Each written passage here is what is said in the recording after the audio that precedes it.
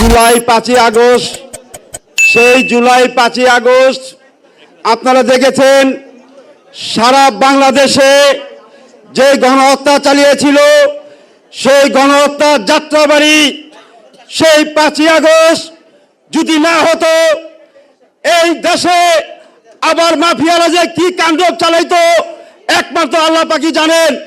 সেই জুলাই 5ই আগস্টে যাত্রাবাড়িতে গণহত্যা চালিয়ে আমার সন্তান মিরাজ 29 বয়স, তার বয়স ছিল কি, তার অপরাধ ছিল দেশের জন্য একটা মানচিত্র পতাকা তার হাতে নিয়ে তার মোবাইলে ভিডিও করা ফুটেজগুলা সারা জাতিকে দেখাতে চেয়েছিল, তার জন্য তার জীবন দিতে হয়েছে। আমি আজ এই মহান সংসদে একটাই দাবি জানাবো, আগামীতে যারা পার্লামেন্টে যাবেন, শপথ গ্রহণ করবেন, সেই সমস্ত আহত পরিবার এবং শহীদ পরিবার যারা শপথ গ্রহণ করবেন, সেই মহলের ভিতরে সাক্ষী হিসাবে যাতে আমাদের শহীদ পরিবার, আহত পরিবার থাকতে পারে। আর একটা ঘোষণা করছি, আপনারা 9 মাস এই সংস্কার করলেন, জুলাই সনদকে আপনারা প্রাধান্য দিতে পারলেন না।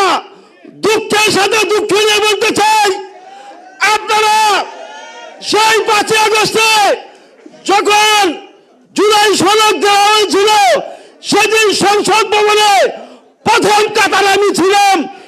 আল্লাহর রহমতের বৃষ্টি পড়েছিল, সসম্মান আমরা চলেছিলাম। তারপর যখন ঘোষণা দিলেন আমার বাবার উপরে, আমার মার উপরে, সেই আহত পরিবারের সেই সংসদে পুলিশের গণহত্যা, গণচাষ করেছিল এবং গণ মামলা করেছিল, সেই মামলাগুলো আমরা প্রত্যাহার করতে চাই। আরেকটা কথা বলতে চাই, এখানে আমাদের শ্রদ্ধেয় স্যারে বসে আছেন, তাদেরকে আমি উদ্দেশ্য করে বলতে চাই, আগামী যারা পার্লামেন্টে যাবেন, আল্লাহর রহমতে যারা সংসদে যাবেন, সেই সময় সেই সংসদে জুলাই সনদ রাষ্ট্র স্বীকৃতি দিয়ে সেই পার্লামেন্টে উপস্থাপন করবেন। প্রিয় বন্ধুগণ, দুঃখের সাথে বলতে চাই, আমার মিরাজ তরুণ ছিল, বিয়ে করতে পারে নাই।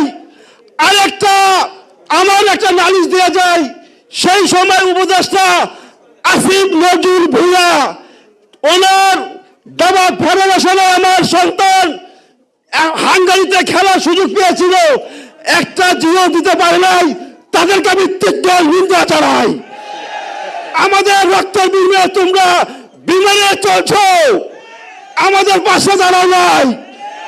তাই আমি বলতে চাই, আমরা শহীদ পরিবার সারা বাংলাদেশে এক ছাতার নিচে ঝান্ডা উঠাবো।